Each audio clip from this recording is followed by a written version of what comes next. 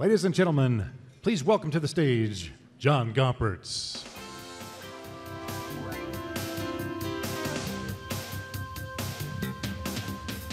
Hello again, everybody. Thank you for being here. Keep eating. No worries about that. Because I know we had a little experience with breakfast and people might be hungry.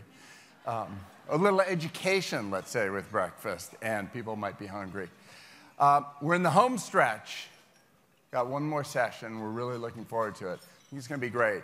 I did want to take one moment while we're so intensely focused on our issue, kids, opportunity, high school graduation. We should acknowledge that there are big things happening in the country, and there may be people with us today who are from those states that have been affected by tornadoes.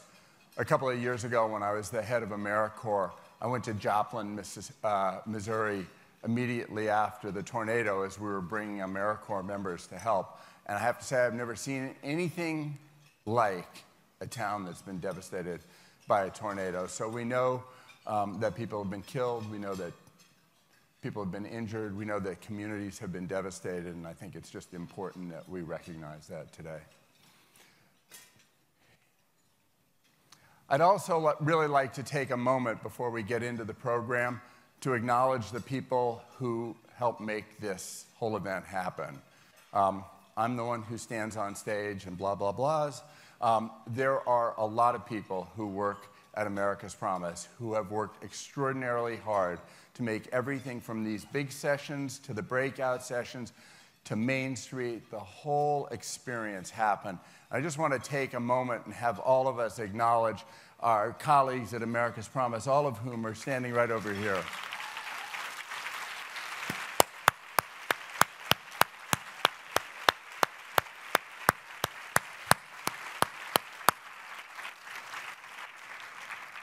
There are 4 people who I want to call out by name because essentially for the last couple of months they've done nothing but make this experience happen. We have a master gardener in the office named Melinda Baskin-Hudson, and our master gardener was also the master architect of this entire experience. So Melinda Baskin-Hudson, can we see you? There you go. And there's also Stacy Height, who is distinguished by her headset and her clipboard at every moment. Stacy is the engineer of everything that happened, including Main Street. My colleague, Maya Grigorovich-Barsky, was the maker of that fantastic app that everybody used, and Dave Jose spent every waking moment of the last 2 months making all this happen. So I just want to thank all of you guys very much for everything that you did. Thank you, thank you. So now I'd like to call up LaShawn Amato from Brockton, Massachusetts, and Dave Viotti from a human design company called Smallify, and from the Wesley Foundation in California. LaShawn and Dave, come on up.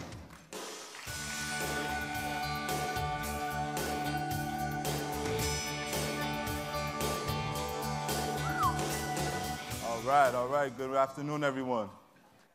So as mentioned, my name is LaShawn Amato, proud graduate of Youth Build Brockton, and I'm here to talk to you guys a little bit about how Youth Build and the power of love and respect that I received from the caring adults there helped me in what I call my transformation.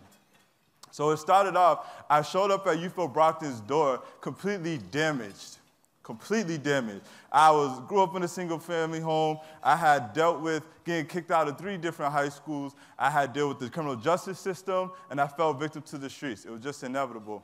But this one event that really got me was when I got into a bad car accident that almost claimed the life of myself and my mother. My mother explains to me vividly how she remembers me with my head down on the steering wheel, and she thought I was dead. She called my name 3 times, and I jumped up on the 3rd time. So to imagine the pain that my mother was going through, I realized I got to get it together. So I showed up to people Brockton, damaged, and they welcomed me with open arms. Like, come on in. Well, my initial plans were to go in, get my GED, collect a little stipend, and be on my way. No specific goals. But because they seen potential in me that I didn't even know I had, and they had high expectations, they said no. we want you to try college. Hey, we'll even pay for it. Why don't you just give it a try? Don't say it's not for you if you don't give it a try. So that happened. I entered into a summer bridge program that they paid for, and I got an A, and that's all it took for me to want to continue. So that next semester, I enrolled full-time. And again, even when I left the program, they were still there to support me because I faced my most challenging struggle when I graduated from my 2-year college. My father was killed, gunned down in the streets. And this was a time when my own family turned on me because they were in their emotion, and YouthField was there for me. They were popping up in my house, putting letters in the mailbox, calling my phone, although I wasn't responsive, but they were there to assure me that there was support. So thanks to what they've done for me, I've been able to complete my degree. I'm working on my master's right now at UMass Boston. Thank you. I have maintained a GPA of 3.7 up until this day. And now I work at YouthField USA along with the mother of YouthField, Dorothy Stoneman, and I help serve as a mentor to my council members. I coordinate 2 councils. One's focused on post-secondary education access for fourth-generation youth, and the other is focused on ex-offender reentry and their access to necessary support system. So I say all that to say this. I was that 20%. I still am, and I say I still am because my people are still left behind. I'm still in there if they're still being left behind. So I like the phrase, don't college dropouts. Me dropping out was a blessing in disguise. All my success came after I dropped out. David Viotti here, my buddy, says, it's okay to fail as long as you learn and move forward. So I'm here. We are not failures. The 20% who didn't graduate, we are not failures. We were failed in some shape or form by caring adults, but it's not too late. So I worked with Mr. Viotti here, and we worked in a session, and we tried to identify ways to get more caring adults to spread that love that I was fortunate to have in YouthField. So we worked together, David and many people in the audience, and we came up with some great ideas that I will pass it over to Mr. Viotti to kind of report out on. All right. Thanks so much, LaShawn. Yeah. So before I talk about what happened in the lab, I just want to call out yesterday, Secretary Duncan talked about sort of the core skills that young people need to be successful in our economy and so forth. And I think LaShawn really embodies all of those great entrepreneurial assets of resilience, a growth mindset, a willingness to experiment and learn, and I'm just proud of all the things that you've done. It's really amazing. So we met, we worked quickly. How many of you were in the workshops over the last couple of days? So great group of people. We worked really fast. We had about an hour and 15 minutes. A lot of these innovation labs we often will do over a period of weeks. We did it in an hour and 15. The whole idea behind Smallify is this idea that we have a big challenge. So our big challenge is how do we get to 90%? How do we close that gap? But Smallifying is about actually taking that big challenge and breaking it down into smaller insights, because otherwise we can't get there. So we've heard a lot of those insights over the last couple of days. We started yesterday with the placards on the table. As a Californian, one of the things that I loved was California Counts. California actually has a number of the students of need that we're working with.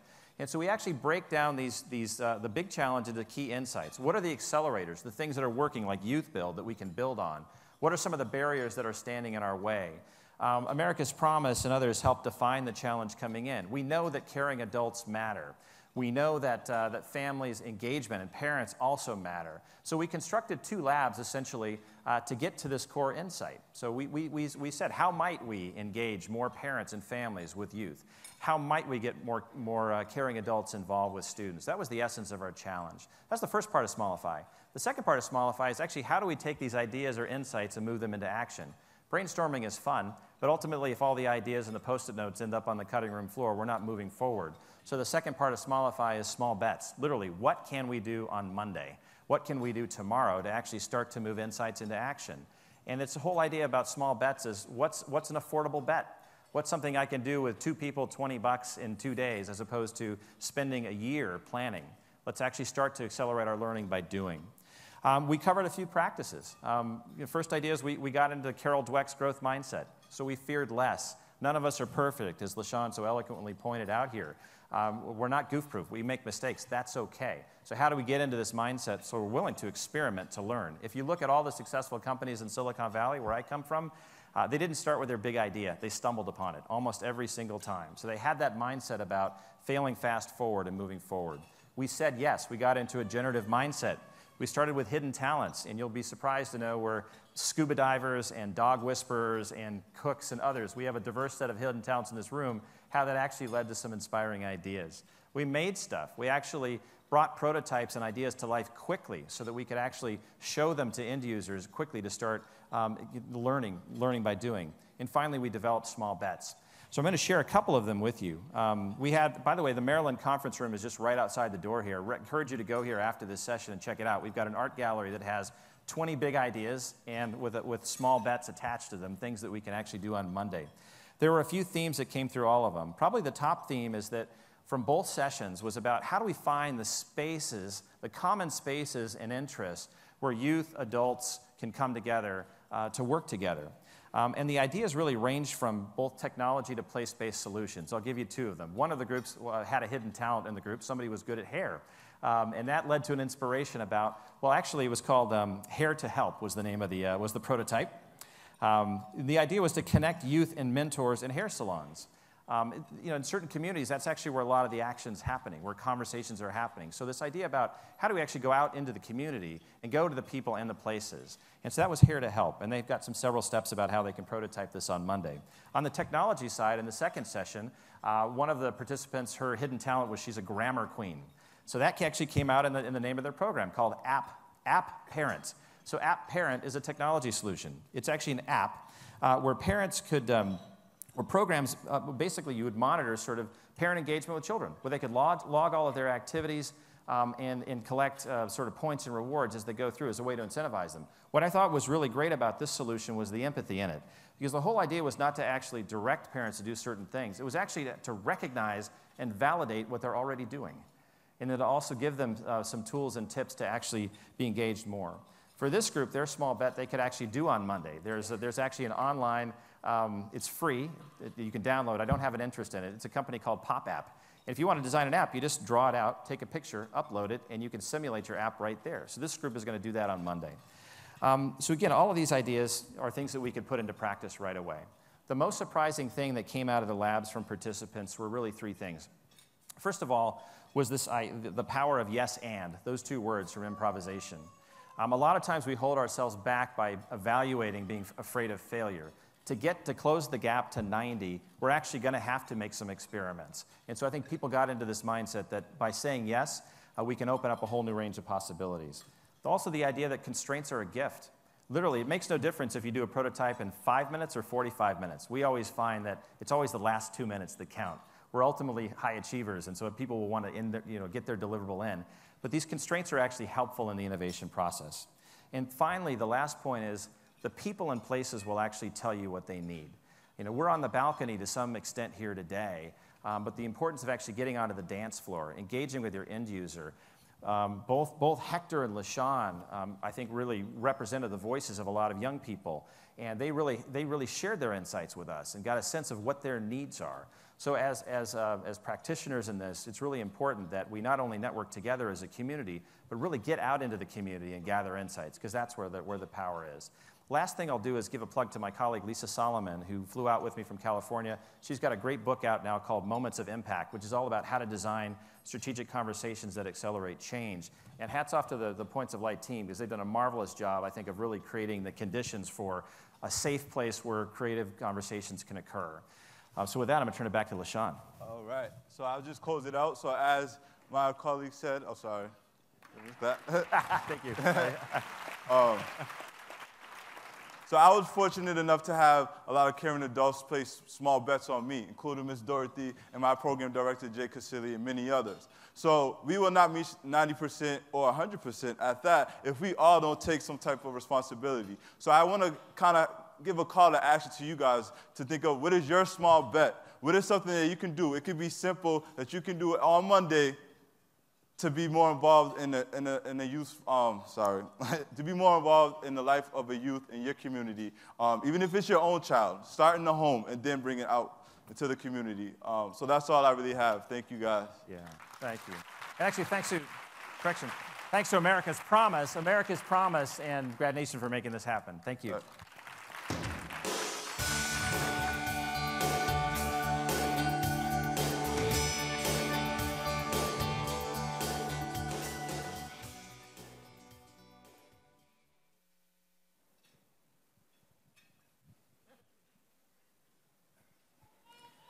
Hundreds of thousands of students are at home right now rather than being at school, not because they can't, not because they don't want to, but because they're afraid.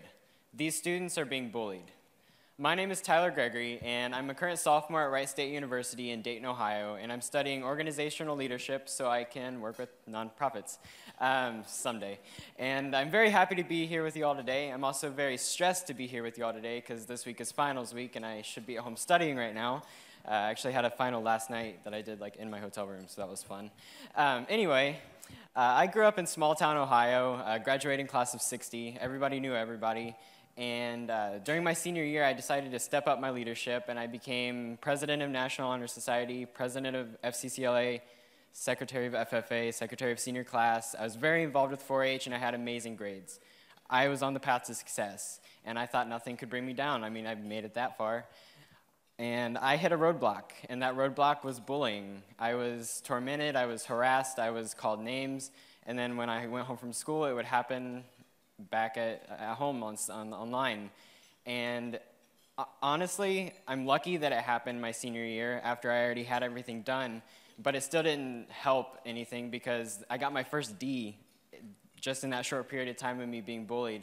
And so it made me think, you know, if I was a freshman and I was being bullied, how would it have impacted me? Would it have made me go to online school? Would it have made me drop out? Would it have made my GPA, you know, go down significantly to the point where I couldn't get into a college? And so I wanted to step up because I realized that there were students like that. I have a little brother and little sister, and I didn't want them to grow up in the school system that we have to grow up in where there's bullying every single day. And so with the great help of an amazing nonprofit organization, American No Bull Challenge, led by the amazing Sean Edgington, I've been able to share my story, be able to speak with the youth, 35,000 youth worldwide over the past two years. And if there's one thing that I've learned throughout the whole thing is that every single student can relate to bullying, whether by being a bully, a victim, or a bystander. And I think that it's such a huge problem. You know, coming to this summit, I've learned so many new things, and I've learned about issues that I didn't know existed. But definitely, I think that bullying is a huge issue. In particular, LGBT bullying, because there's millions of LGBT students who are silently suffering in schools right now, not being able to succeed, not being able to reach their capacity, and a third of them are going to drop out. And I think that if we really focus on that, focus on any bullying, because it's wrong, then we will definitely succeed. So I want to thank Grad Nation, America's Promise, for giving me this opportunity not only to be here, but to speak with you all today.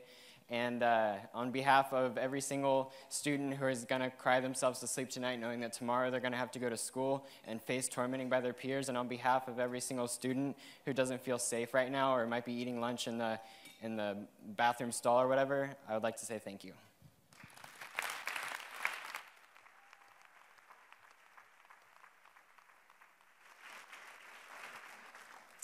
Hi, my name is Paige Thomas, and I'm from New Orleans, Louisiana, but currently live in Minnesota.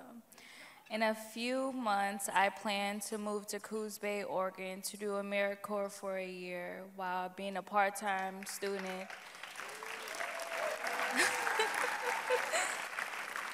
By being a part-time student at Southwestern Community College and ultimately transferring over to University of Oregon. But unfortunately, it wasn't my dream. I moved to Minnesota when I was in 6th grade, and that was the biggest challenge I've ever faced in my life. One being, I didn't know how to read, and the other being, I was in a place where I knew no one. I remember when I was sitting at a table at lunch at my middle school, and this random white lady came up to me, and she was like, "I'm here for you." And I was like, that's weird. I don't know why she came up to me. And like where I'm from, if you see a random white person come up to you, you don't talk to them.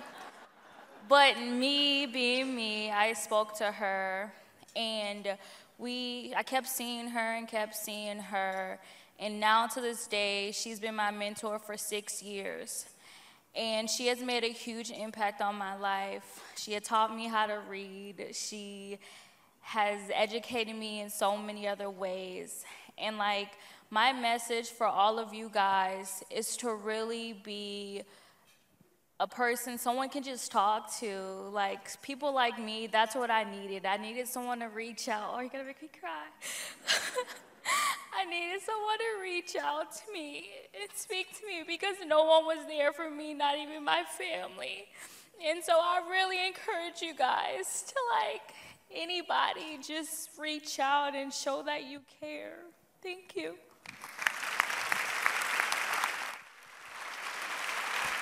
Skuktash, Anya Jigig Honmana Suktioma, and Yog Barab Jigig Michael Suktioma, Muhammad Second Mesa, and Jurab Jigiganetcha in Southern Arizona. My father it's been such an honor to be here today, all the way across the nation, and I'd like to thank everybody at Grad Nation and America's Promise for letting me share my story. I grew up on the Thonautham Indian Reservation. The Thonautham Nation is the second largest federally recognized tribe in the country, and although we are a sovereign nation, we had a very poor and embarrassing education system. So with this, my father vexed me at a young age to pursue higher education so that one day he may see his daughter live a successful life. And also with a great encouragement from my mother to enter the medical field. Native Americans are faced with countless negative stereotypes that prevent them from succeeding in life and making a name for themselves. So with this inspiration from both of my parents, I was fortunate enough to be inspired to face these stereotypes, to challenge them, and to ultimately overcome them. But ultimately, I want to change them. So from middle school to high school, now I'm a senior at Bobakevry High School, and it's been a journey. In 8th grade, I lost my father. He passed away. But with the loss of my father, I did not lose my dream for higher education. And in the summer after freshman year, my mother had a stroke. And this led her to hospitalization, as well as my assuming of the maternal role in my family for my two younger sisters. So for my sophomore year, I sent my sisters back to the reservation to live with some family members, and my mother was hospitalized, and I spent my sophomore year alone. For my junior year, we moved across the state, 300 miles away, and by the end of the first semester, I was registering for my 3rd high school. And I had to go back to Bobakevry High School, back to the reservation, back to this horror. I realized how many credits that I lost, and I realized how I had to help my mother still recover from her stroke. I had to raise my sisters, and I no longer had my father to rely on. So at this point in time, I gave up, and I surrendered my dreams, and I felt like there was a high school campus, and I saw so many new faces, such as Don Maddock, the new principal, and Albert Siqueiros, the new superintendent, and so many new staff members. And these people, they have to drive 100 miles every morning to get to work, or they have to move out to the reservation and change their lives so that they can impact the lives of Thonautham students. And these dedicated people, they have done this in such a great and positive way that, because in 2009, we had the lowest graduation rate of 38% in the entire state at Bobakevry High School, but in 2013, we rose to 78 graduation percent thanks to these caring adults. And they're not only encouraging and creating this college-going environment for these students, they're encouraging them to step up to the plate and that they have these options and they can have this future, because nobody ever told us that. And in 2001, there was only one person out of a class of 50 that applied and was accepted to a college. But in 2013, there was 24 students who applied and were accepted to a college, and it's just so amazing because they're not only impacting the lives of the youth, but the youth are the future of our nation. And so they're changing the future, the course of the Thonautham Nation, and all of the youth, and I'd like to thank everybody there because now I'm a senior. I will be graduating in May, And I've been able to accomplish many things. I've served my nation as Miss Autumn Nation, representing 34,000 tribal members. I became student body president, and now with the help of these caring adults, I will be attending the University of Arizona, entering the College of Medicine this fall. Thank you.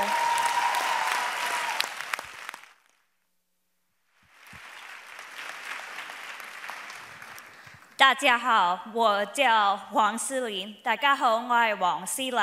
Hola todos, me llamo Silin Huang.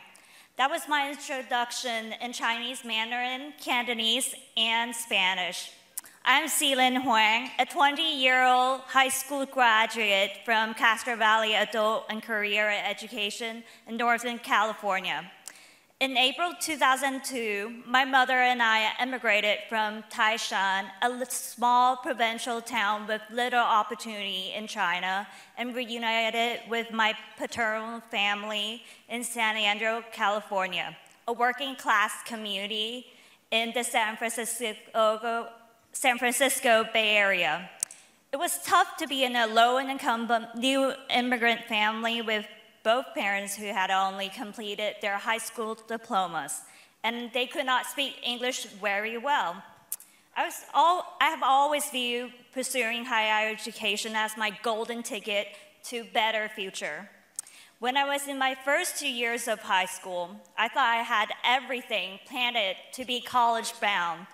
Unfortunately, I had my last 2 years of high school interrupted due to illness. After I recovered from my illness in winter 2012, I thought I could go back and complete high school courses. However, my high school would not allow me to do so because I was over the age of 18. I was staggered. The thought of being unable to return to school after my illness was like having a bath to my destination destroyed. I felt helpless because my parents were neither fluent in English nor familiar with the American school system. Luckily, I found Castro Valley Adult and Career Education in December 2012. Initially, my goal was just to obtain my GED and then attend a community college. But then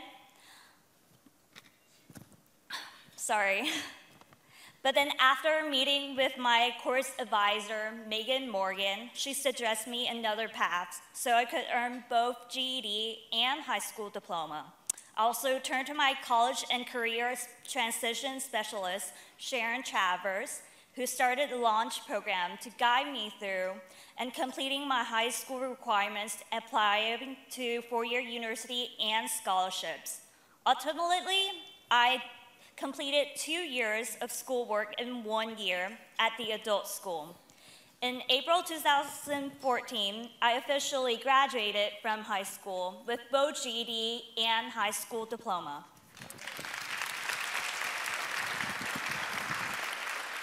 In November 2013, I was admitted to Columbia University.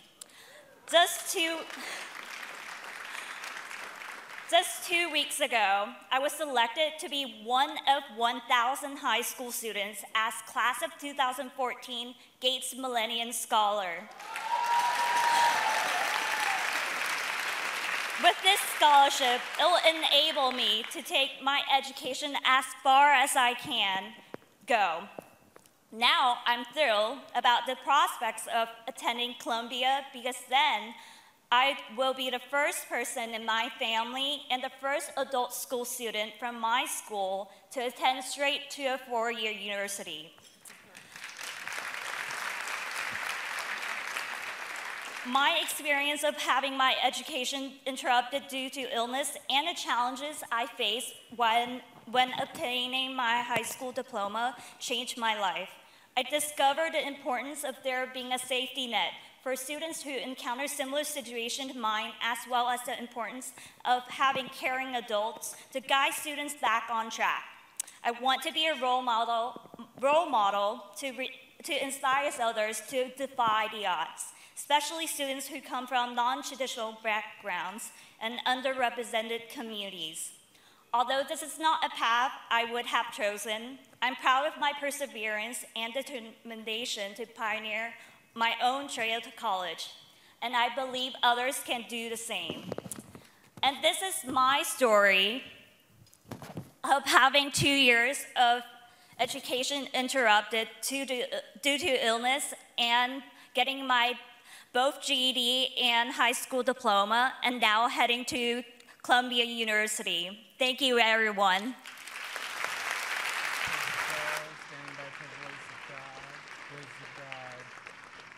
And now a special conversation with Mrs. Alma Powell and Darren Walker, led by John Gompertz.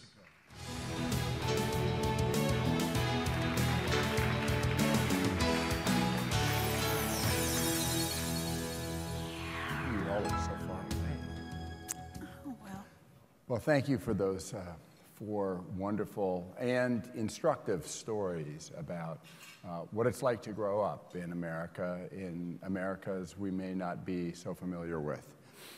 I'm so glad we're having this conversation near the end of this tremendous 2-day summit.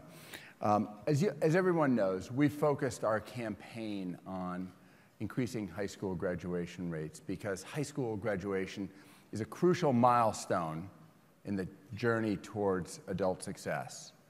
But that adult success is really our goal, real opportunity for all young people in America, and that's really the subject of our conversation with Mrs. Powell and Darren Walker of the Ford Foundation this afternoon. Each of them, Alma and Darren, bring their entire selves to this work, their entire experience in growing up and the work they've done over the years. So I'd love to start a little bit with the personal stories of how you came to do what you do today and how your own experiences growing up influenced that. Well, all of my growing up years, I was surrounded by people who did public service. I was also surrounded by educators. You'd think it was a long time ago, but it wasn't. My mother's father was born a slave. My mother's mother was born the year after slavery was abolished. They both went to college. They graduated from Berea University in 1888, and they left and went out to educate young African Americans in the state of Kentucky. My grandfather started the first public school for African Americans in the little mining town of Middlesboro. They raised 4 children, they educated all of them and sent them out to be teachers too. So I'm the only person in my family who was not a teacher. I'm sort of proud of that. I believe that you are something of a teacher for all of us. But I was surrounded with that kind of philosophy of service. They were always reaching down to young people in the community who needed a little push, who needed someone to take them under their wing and help them succeed. They could recognize possibilities in young people and support them. My mother was a director, professional director of Girl Scouts. She began the first Girl Scout troop for African American girls in the state of Alabama. So I come by all of this through osmosis. And so it is a great pleasure and very rewarding to reach out and serve other people and to work with others. That's how I got here. All right, Darren? Thank you. Well, good afternoon, everyone. First of all, I have to acknowledge and thank my friend Alma Powell for inviting me today and to say just how inspired I am by you and Colin and your friendship. But by listening and watching what has happened here the last 48 hours, it's simply remarkable. It is so electrifying to see all of the amazing faces and leaders and people making a difference in our nation. It's easy on any given day to despair about what is happening in America. But days like today give us hope, and hope is at the core of the American narrative. And what you are doing here is so vital and essential. My story is not one of being surrounded by people who were educated.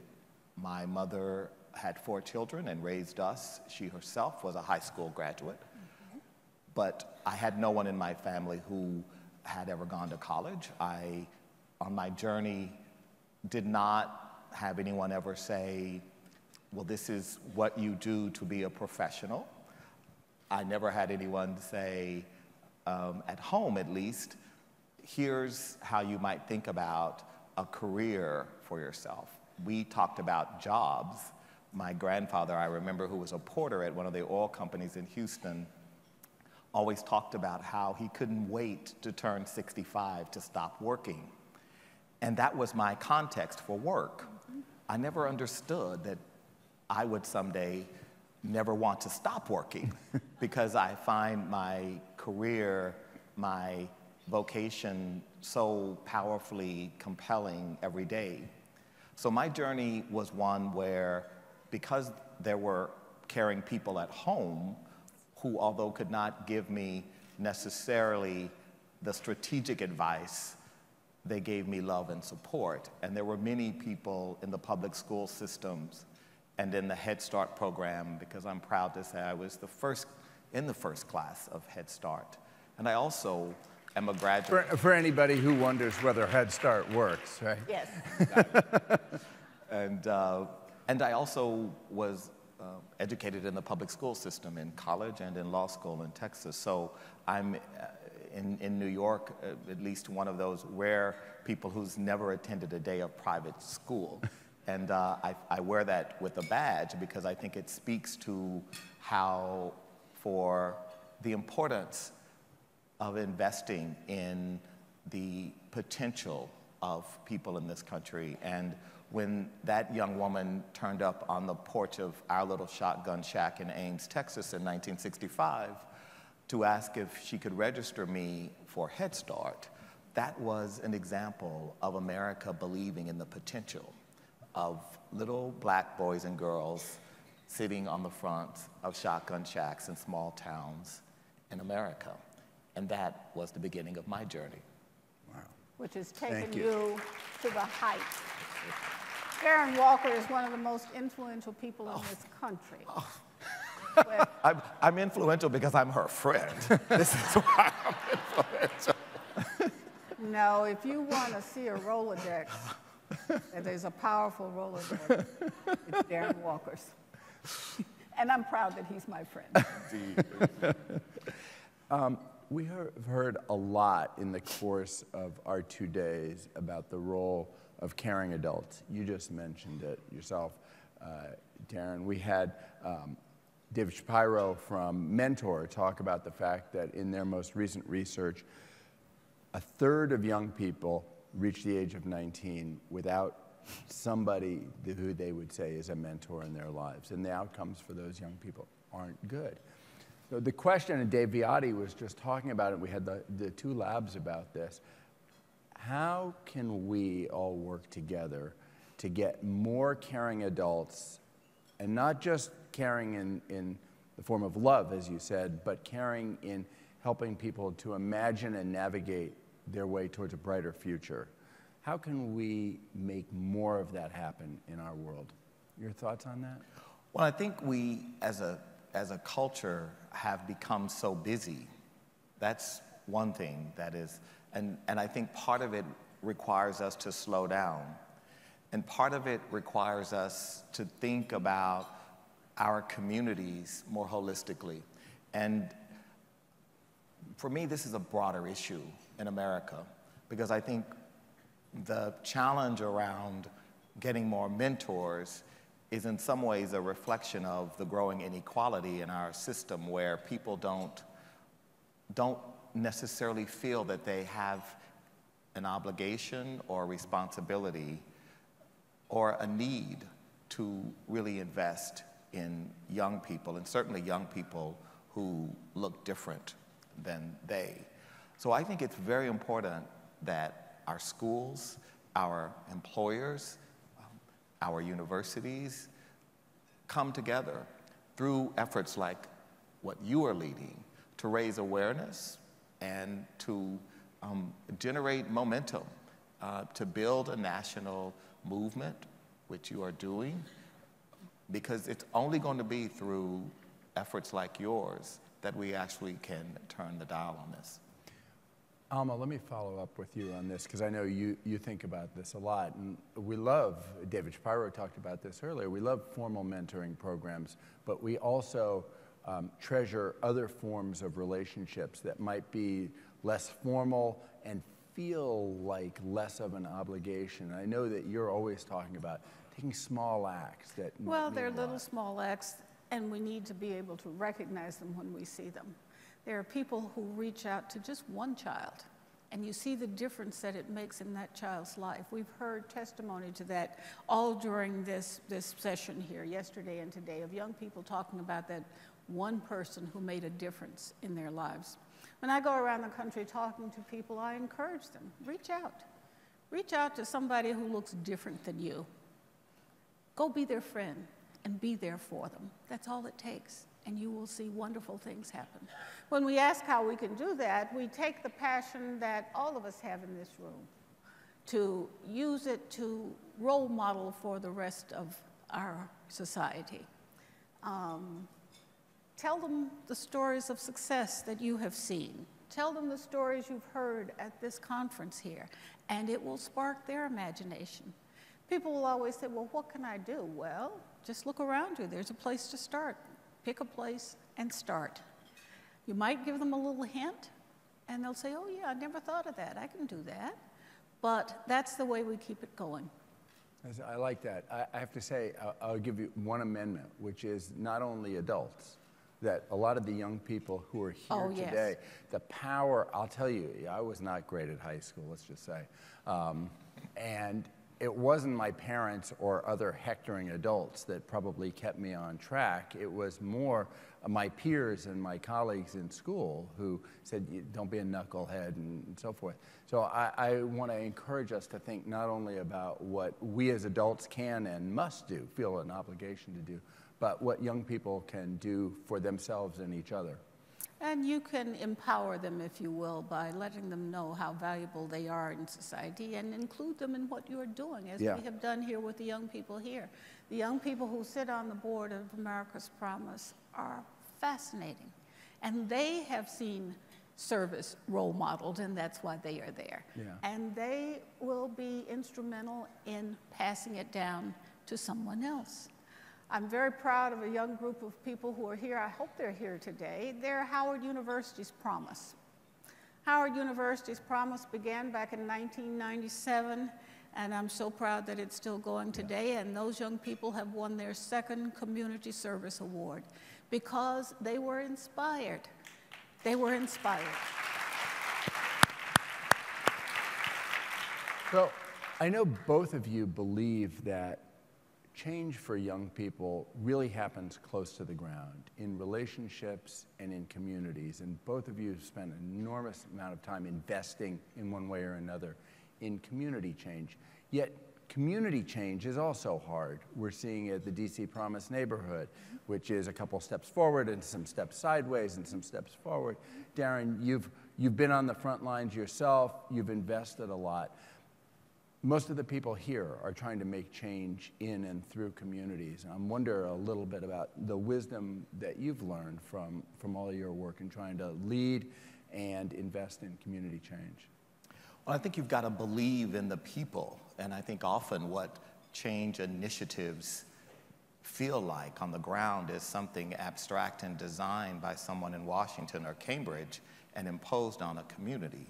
And so it is very important that the people who are closest to the community be engaged in whatever initiative or program you want to call, and that the way in which it's led and operated is authentic. This is often something that's missing, that it feels imposed. So I would just say my experience in Harlem certainly was having anchor institutions in a community, whether they be the church or a Boys and Girls Club or the Y, having them in a leadership position is critical to the success. At the end of the day, this is about what goes on the block. And For those of us who grew up in places where the lady in the next house knew you and took care of you we have to think about what are the barriers to keeping that from happening today. We romanticize about it, we talk about. Yeah. I remember Miss Johnson, she always looked after me when my mom went off to work on the 311 shift. Where are the Mrs. Johnsons today? They're still there.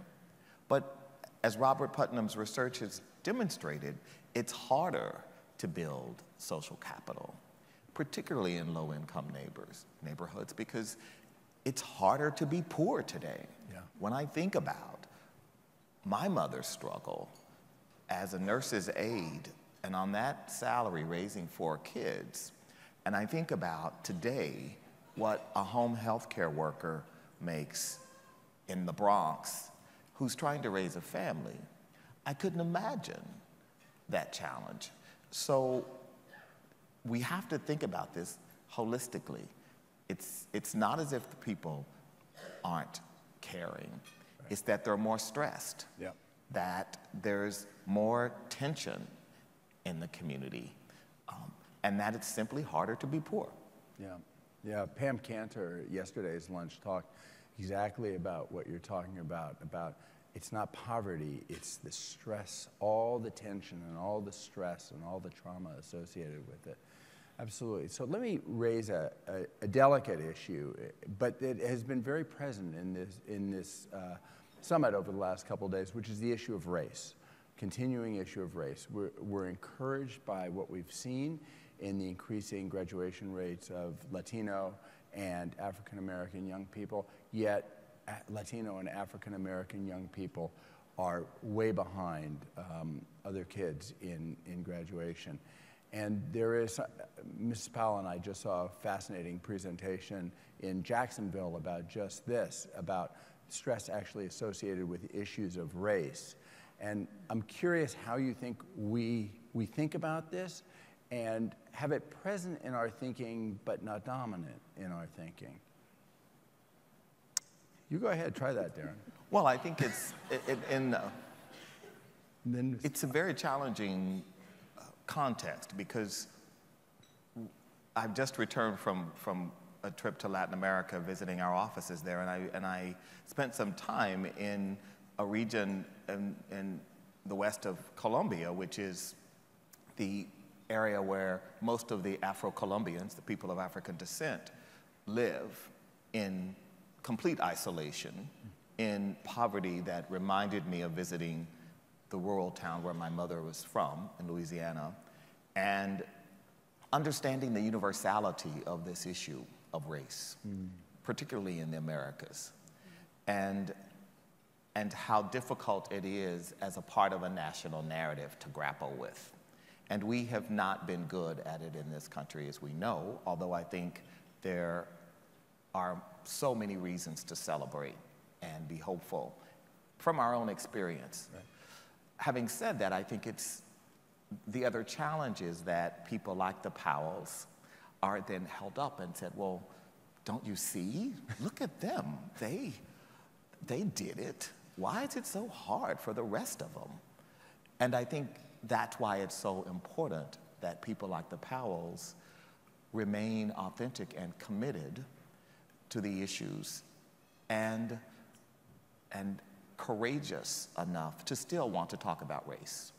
Because it today takes a lot of courage to thoughtfully engage in a conversation on race. It's easy to throw a diatribe out, to call someone a name. I think that we're beginning to have the courage to speak out about it. We have addressed it a number of times during this conference here, and I think that's what it takes is for us to say, okay, we need to realize that this is an element in our society.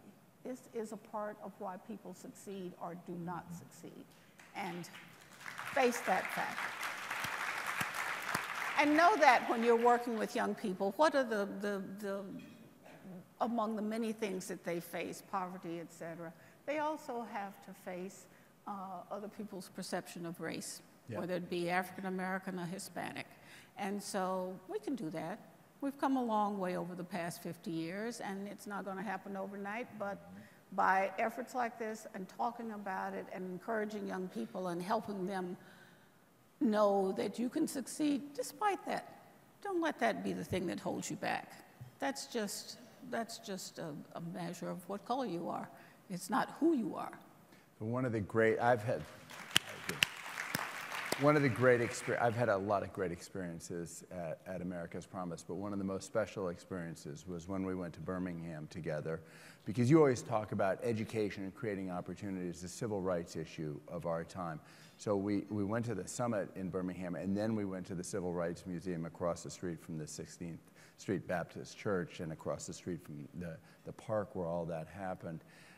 Give us your thoughts on the civil rights issue of our time. Education is the civil rights issue of our time. 50 years after the civil rights movement and the success of legislation that did away with barriers, we still have to face and climb that long, hard hill that takes us to education, which we know leads to success.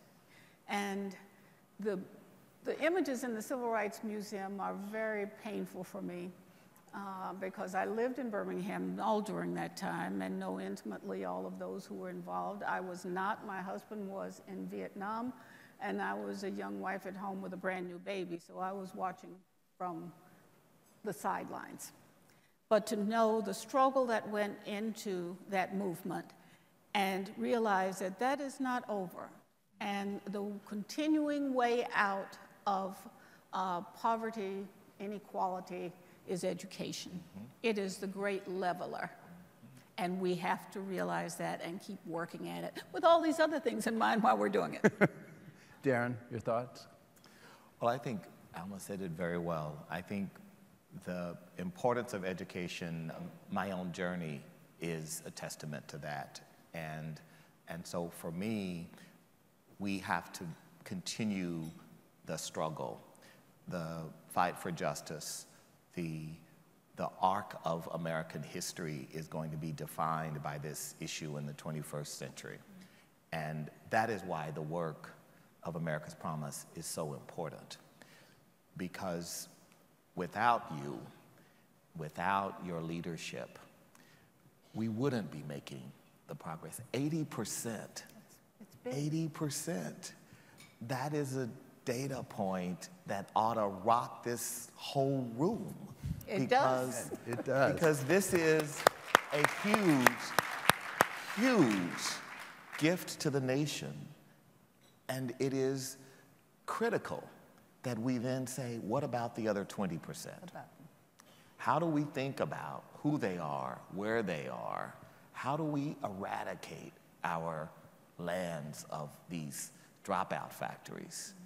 How do we change our attitudes so that when we see young black and brown men, we actually see assets, not deficits? This is the challenge for America, and I am just inspired by my friend. Thank you, Darren.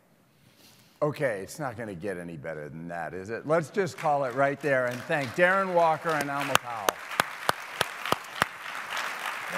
Sit down. Don't move. Stand up. Don't move.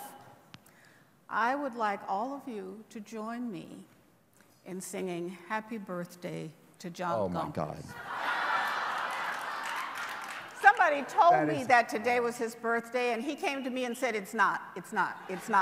It's tomorrow. I don't know whether that's true or not, but whether it's tomorrow or today, we're going to sing Happy Birthday now.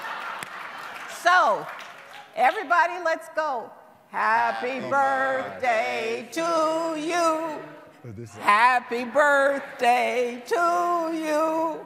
Happy birthday, dear Dara. Happy birthday to you. I knew I would get you. See? Okay. All right, you're going to introduce General Powell. Oh. Yeah, you're not done. There's one more person you got to hear from. One more thing. You know, you get carried away in the moment and you forget what comes next.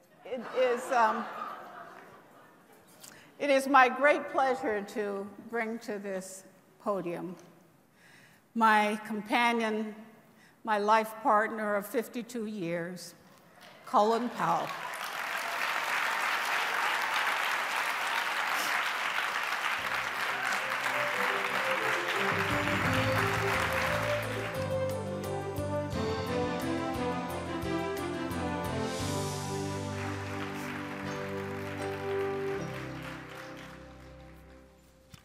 Well, thank you very much, ladies and gentlemen, and thank you, Alma. I'm glad somebody reminded you. Yeah. 52 years, you start to forget, who you're married to, I guess. But it's a great pleasure to be with you this afternoon, and we said thank you to the America's Promise team that put this all together, but I think Chairwoman Powell and President Gompers also deserve our thanks for their splendid work in putting this all together. Listening to all the wonderful testimonials earlier by the young people in the audience, and then the conversation that you just heard between Alma, Darren, and John, got me thinking in so many different directions. My family story is a lot different from Alma. She came from a very, very distinguished group of educators and people who were deeply involved in the society of Birmingham, Alabama, and parts of Kentucky and parts of lower Alabama. My story is a little different. My parents were immigrants. My mother came to this country in 1924 on a banana boat and landed in Ellis Island. My father had come a few years earlier in 1920, and he was also on a banana boat and landed in the port of Philadelphia. They met here a few years later. They got married and started a family, had 2 children, a daughter who became a teacher and a son who became a soldier. I was raised in Harlem in the South Bronx section of New York. My parents were educated, but my father didn't finish high school. My mother did. And it was fun late in the evening when they got into an argument and us kids were listening, and Mother would look at Dad and say, him who never finished high school. And that was always enough for us to giggle for about 20 minutes. I was raised in Harlem and the South Bronx section, the Fort Apache section of New York City. And as the case with Darren, I went through public school, never a private school, just all the way from kindergarten, all the way through the City College of New York for free. Cost me nothing. College cost nothing. Why? Because in those days, New York City, and still to this day, New York City believes that no government, no city has a greater obligation to the future of that city than to educate the young people of that city. And that's why I'm proud of it. I finished City College, and Darren made the point that, we need people to bond in different ways in order to face the challenges of life. And in my case, the bonding took place with my fellow cadets in the ROTC program at the City College of New York. We all were inner city kids, poor families, lower income families as they might be called, but we were a team, a group that kept each other in play. And then I finally graduated after quite a bit of difficulty. And in fact, the authorities at the City College of New York were questioning whether they should graduate me at all. And then they discovered that my ROTC grades were straight A's, even though the rest of my academic record was less than that. And so they took my GPA from my A's in ROTC, rolled it into the overall GPA. They brought me up to 2.0, and then they said, give him to the Army, we'll never see him again. He's gone. Many, many years later, I'm back, and they have named an entire school after me, the Colin Powell School of Civic and Global Leadership. And I'm very, very proud of that. And so I benefited from a city that believed in its young people and invested in its young people. What makes Alma and I so similar is that we both had, at different levels in our society, people who cared. We had parents. We had relatives. We had aunts and uncles. We had everything that mammals are supposed to have to be successful in life, whether it's a pride of lions or a group of human beings.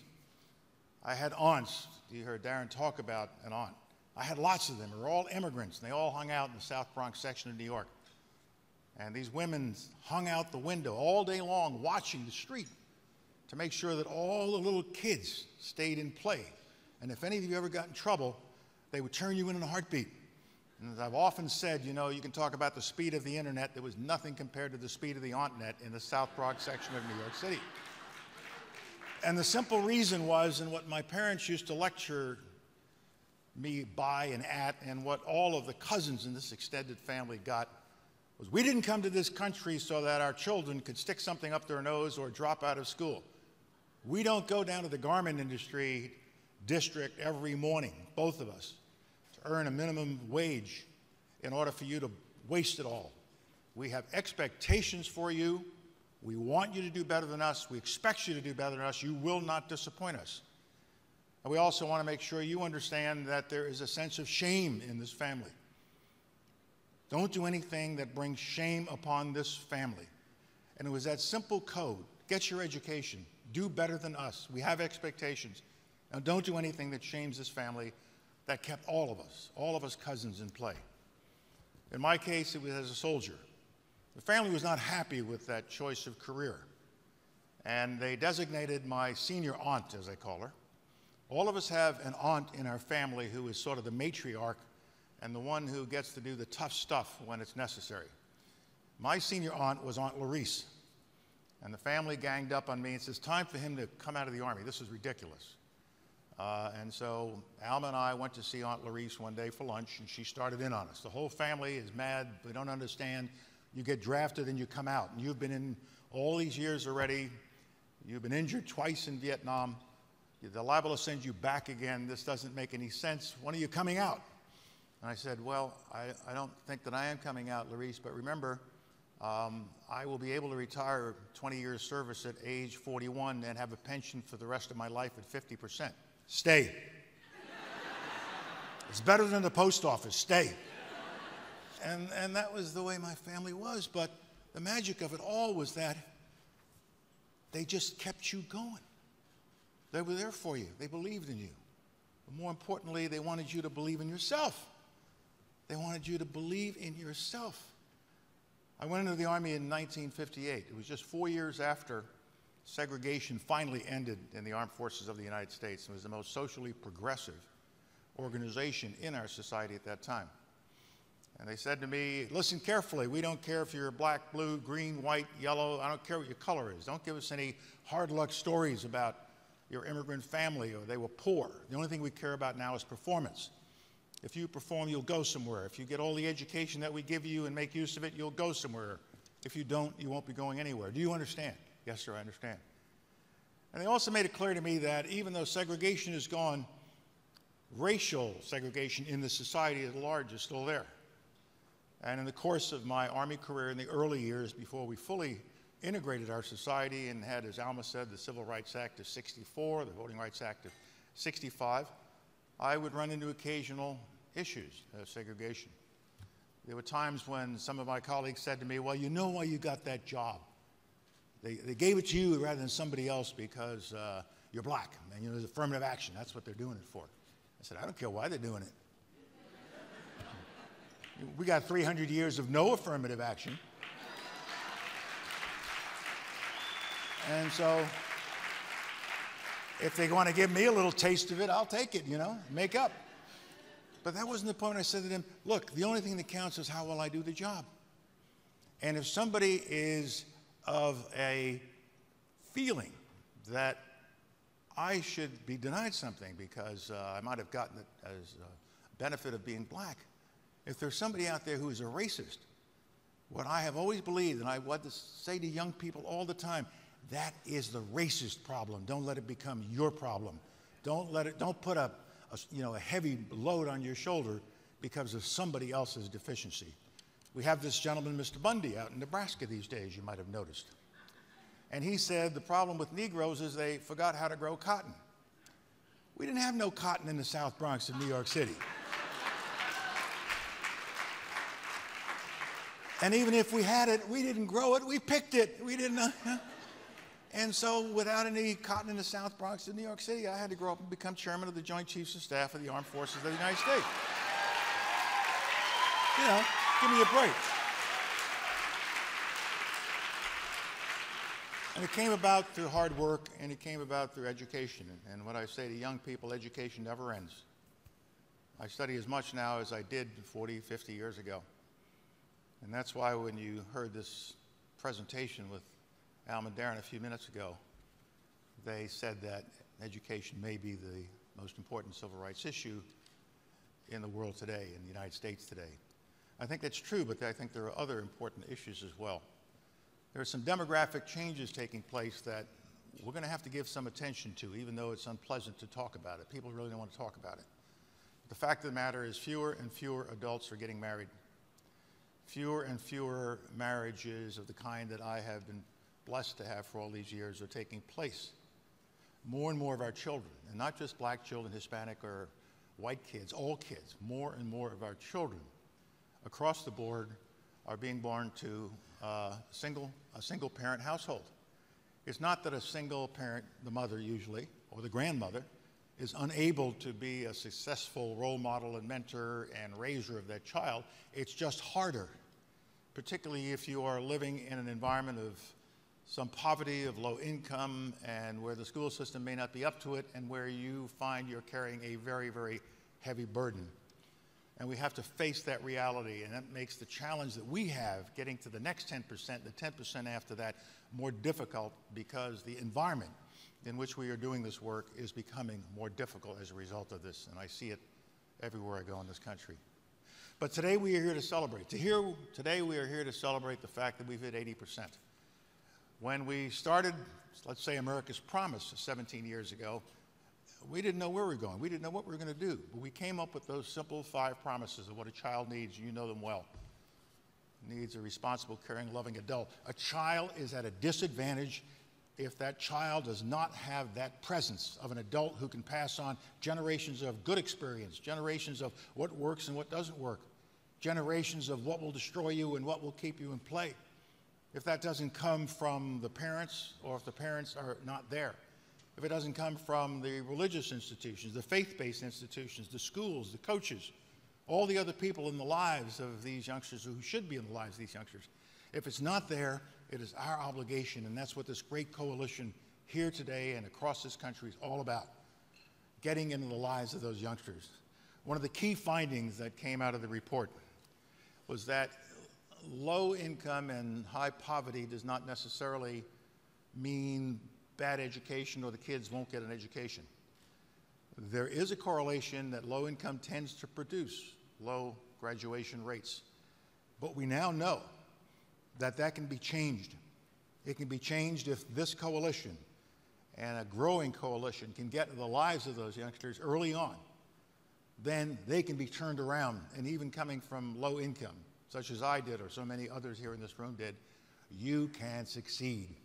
All you need is somebody who cares about you, somebody who's going to give you attention and love, somebody who lets you know how important you are, somebody who lets you know that whatever your color, whatever your background, no matter where you started in this country, you are living in a country of promise. You are living in a country that needs you. You are living in a country that cannot afford to lose you, that cannot afford for you to go through life uneducated. And that's why when we started Grad Nation and we said, let's go for 80% and then 90%, it was a challenging thing. People said, you can't get there from here. It turns out it is a definable problem. It is identifiable. We know where the challenges are. We know what the problems are. We know that the problems reside in urban areas with low income. We know the problems resolve in communities where there are a large number of single-parent households. We know that we have these dropout factories, failure factories, but in the last 10 or so years, that number has gone from something like 2,200 down to 1,300. We've cut that in half, and now we got to get the rest of those 1,300 to be schools that people succeed in and do not fail in, and it is a doable, achievable goal. We know that we have to do more for special education children. We know that there's a particular problem with young black boys and young black men. I know there's some folks here from Howard University. I was privileged to be on the board of Howard University, and I was in charge of the academic excellence component of the school. And it used to make me very unhappy when I looked at the freshman statistics of the class coming in, and it tended to be 68% female, 32% male. Let's hear it for the ladies. That's wonderful. But what's happening to those boys? We're losing them along the way. We're losing them along the way, but they're not captured earlier. We all know that if a youngster is not on the right path by second or third grade, that youngster is heading to failure. And so it is so important for us to realize that the nurturing process, the education process, does not begin at school. It begins the moment that child is born, the moment that child starts to recognize his mother's voice and knows that's my mom, that's the language I have to learn. And that mom has to read to that child. The aunts and uncles have to love that child and hug that child and show that child love. The adults in that child's family have to make sure that that child knows how to mind his manners, mind his teachers, mind himself. There's an article in the New York Times today. If you haven't read it, please read it before the day is out. It's a whole half a page.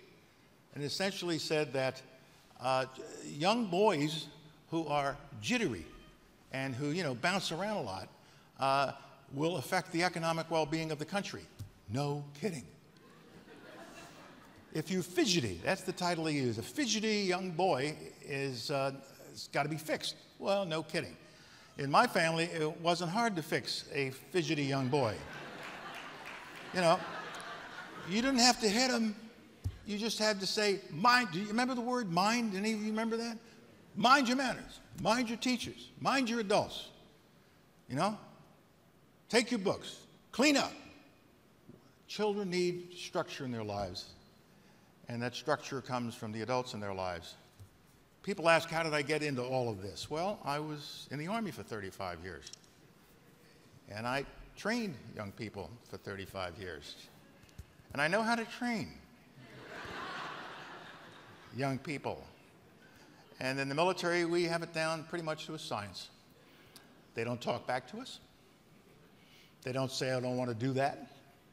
They don't say, I don't feel like getting up. We show them how to get up if they don't feel like getting up. And it's all about structure. It's all about putting our young people into a box, and the size of the box is consistent with their age and their experience. And you don't let them get beyond the limits of that box until they're ready to. It's the way other mammals raise their children. And so we got a lot of work to do. We've also got to, as you heard in one of the presentations, get to the youngsters who are no longer in school but didn't finish school. They just can't drift out there. We've got to somehow recapture them and bring them back into the system so that they can be part of the 100%.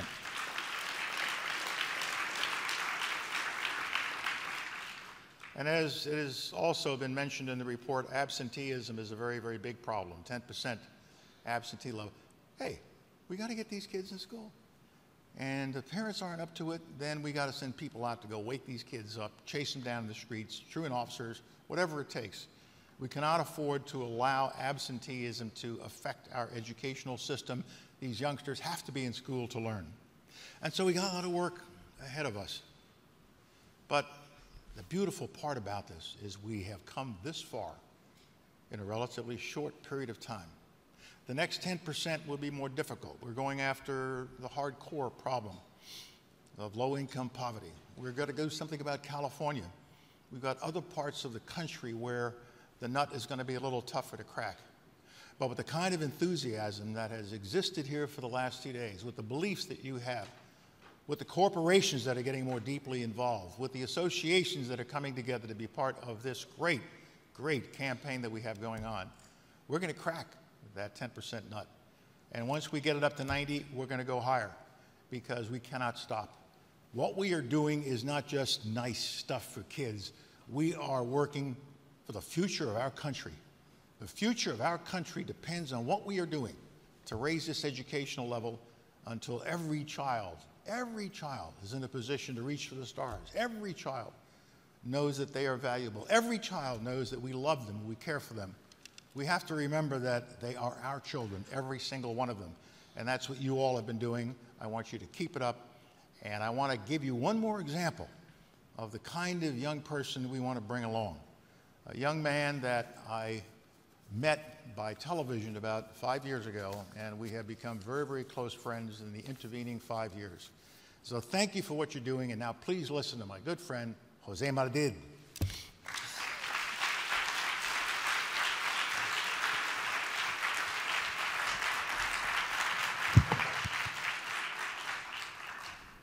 Thank you, General Powell. It's always an honor to share a stage with you to speak about education, and passion you and I both share. But it's not the only thing we share. We share the story of being first-generation college students from immigrant parents. It's an honor to be before you all today. But before I start my remarks, I must say that I'm just going to echo what has been said throughout this whole summit. And as I stand here before you, I can't help but think of all the reasons why I shouldn't be here today. When the odds were stacked against me, I overcame those odds. And it wasn't simply magic. It took mentorship, it took love, it took support, it took structure and systems. As the son of a former sharecropper and a former farmer, college was not a guarantee for me the moment I was born. It was more of a journey, an expedition, with terrain that was anything but smooth. It began with the support and love of my parents, and then by a grace of God, I was inherited by an education system that worked. I attended Arupa Jesuit High School in Denver, Colorado, part of the Cristo Rey network. It gifted me with mentors, with teachers who cared about me, whose job description did not include staying till 9, 10, helping me understand and work on my homework, but they did it. They showed me that failure was not an option. They made me the student that a college wanted me to attend, to be part of. In December of 2009, I received the letter that forever changed my life. It was my acceptance letter to Georgetown University.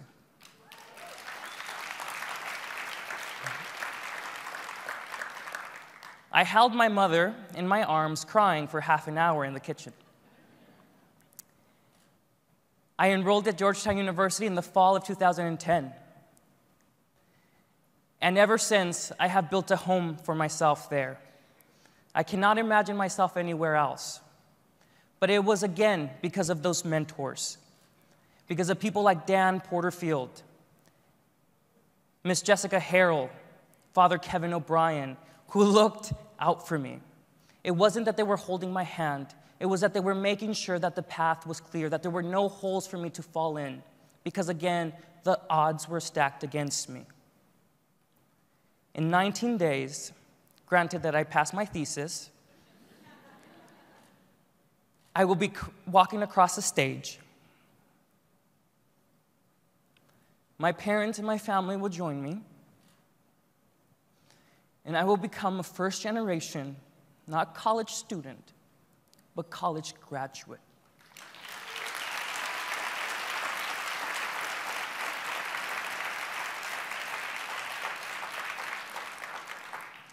General Powell found me in an interview I gave when I graduated high school, and I said this 4 years ago, and I say it again today. People believed in me and in my potential. And because they believed in me, I had to believe in myself. There was no option to fail. And because of that, I have changed the history of my family. My mother and my father, immigrants in this country, are no longer going to be just the sons of a dropout. They are going to be the proud parents of a son who graduated from one of the top universities in the United States. My future children are no longer going to be first generation, and because of that, I will have a responsibility to kids like myself to make this opportunity for them. I thank General Powell, who it's been an honor to know, and not because of the title, but because he lives up to his words. It was scary for me going before him freshman year with a droopy suit and saying, "Yes, General, I will finish college in 4 years." He's kept on me, he's checked on me, and we have become friends. He has been a mentor, somebody I've looked up to. I will never be a general, sorry to say that. But he's been an inspiration, and that's what young men like myself need, young men and women. So thank you all.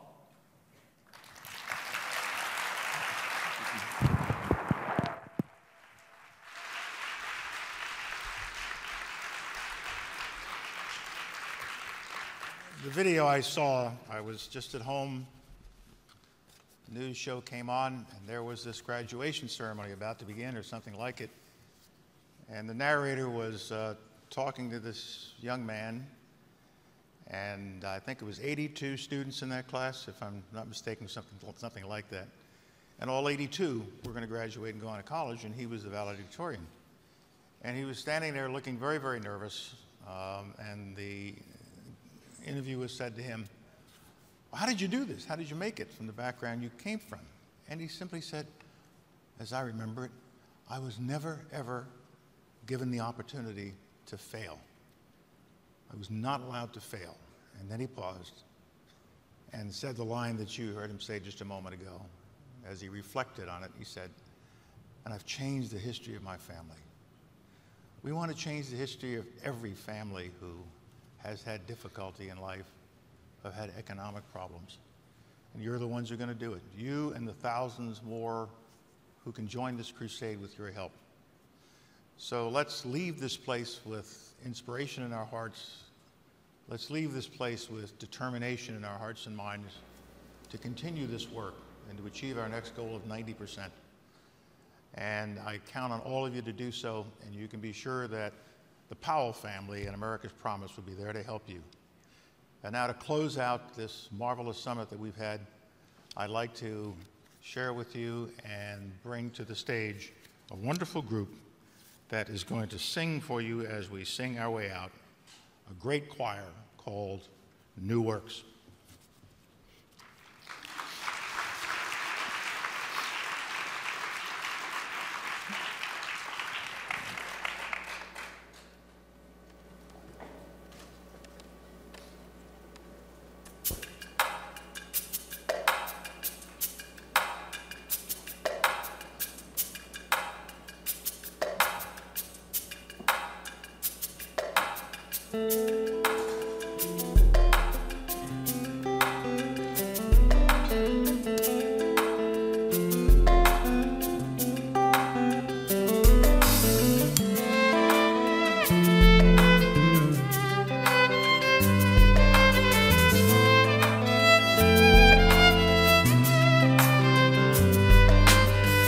We have a promise to keep. Grown-ups who care, building safe, sound communities, teaching effectively. So every child has a good start that learns to serve humanity. Let's pull together, work together, raise up our kids together. Let's teach one and reach one till each one our promise achieves. Pull together, work together, raise up our kids together. Let's teach one and reach one till each one our promise achieves. Anybody inspired today? I say, is anybody inspired today? This is a song that we've written. I want you to pick it up. Listen. We have a promise to keep.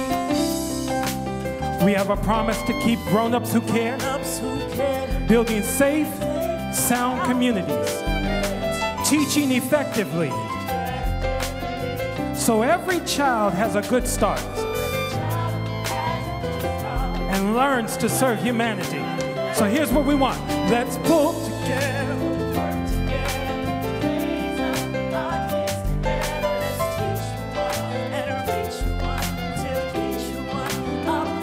Pull together, work together, raise up our kids together.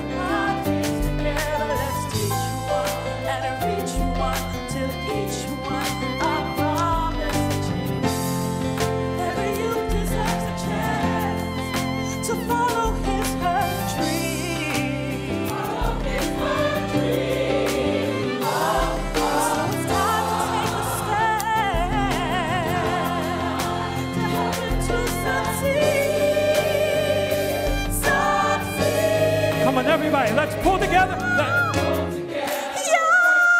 Raise up our kids together. Let's reach one. Till each one. Till each one I promise achieve. Oh, raise up our kids together. Let's teach one, reach one. Pull together.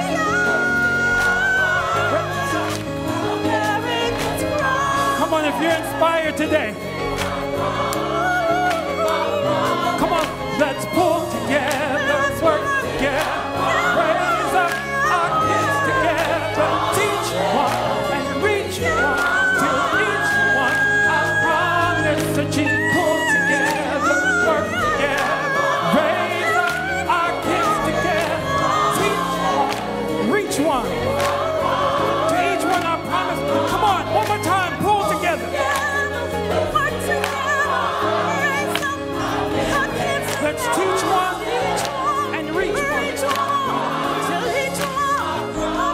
Let's pull together.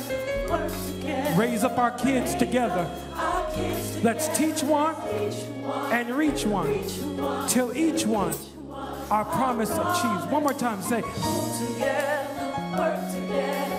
Raise up our kids together.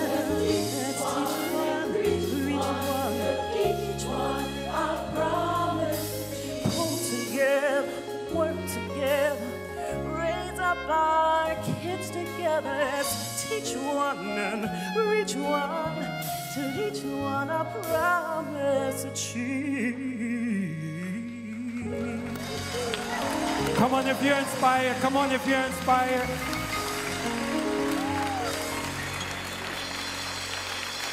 That's what we're here to talk about. And that's what we leave to do.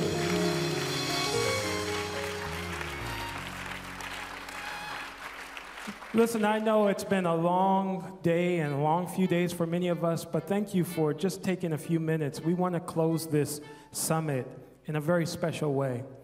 And that song that I wrote for this conference, for this summit, for America's Promise Alliance, hopefully captures what General Powell was talking about and what all of the speakers have been sharing about.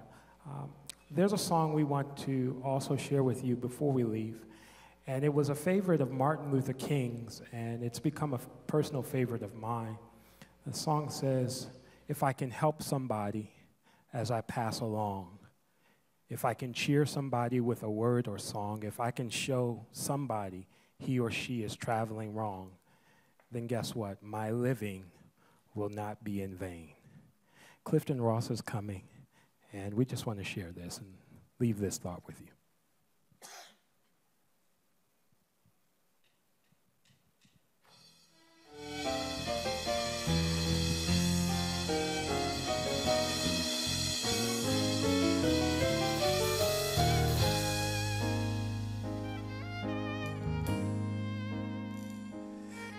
I can help somebody as I pass along, and if I can cheer somebody with a word or song, if I can show somebody he is traveling wrong, then my living will not be in vain. Then my living will not be in vain. No, my living, it will not be in vain. If I can help somebody as I pass my living will not be in vain.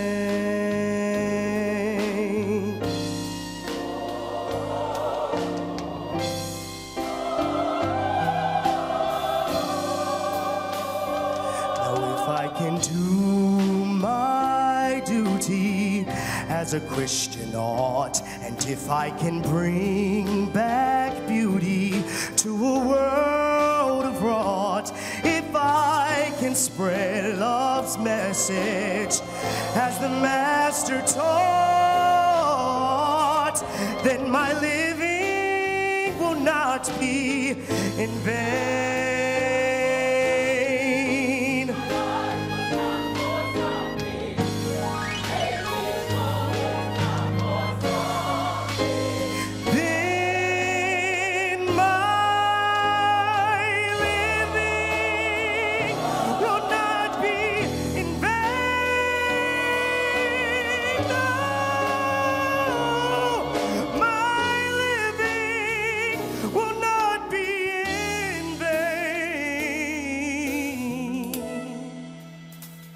If I can help somebody as I pass along,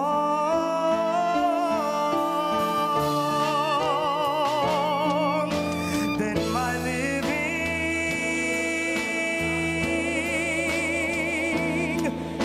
then my living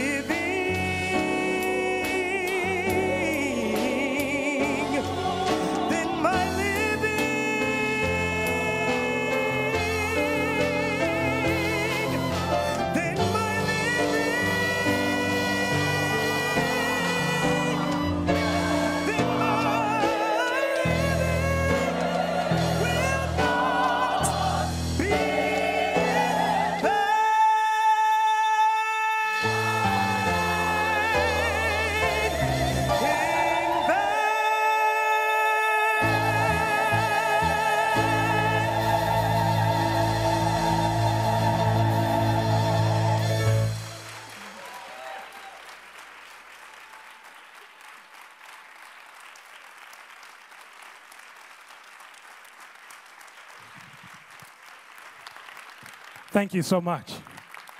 You have time for one more? Here's one that all of you can join in, and that was Angela Lee that sang the first song. That was Clifton Ross. Where's Joey? Joey, go to the mic. Here's one that Ray Charles made so popular, and as we are lifting up this whole theme of building a grad nation, it just seems appropriate to end on a patriotic note. So let's see what we can do here. I think you'll recognize these words.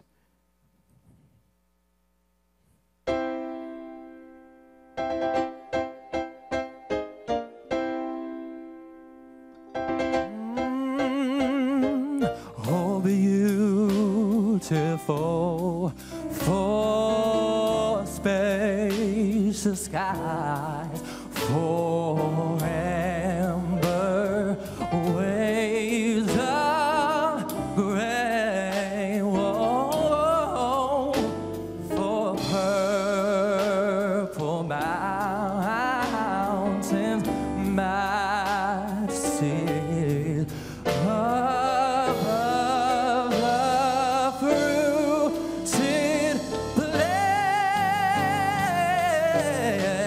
Oh,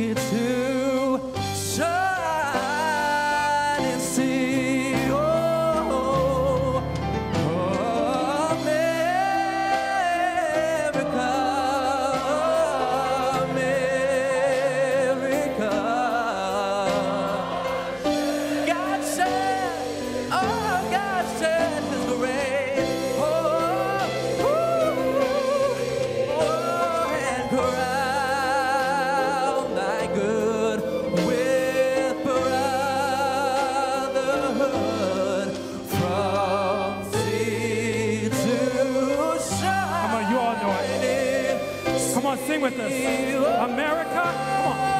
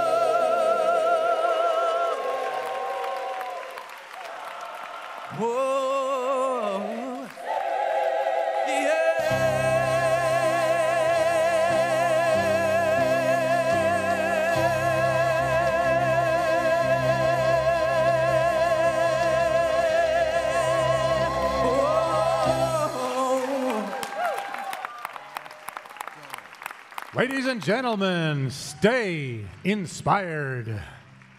And we look forward to seeing you again next year in 2015.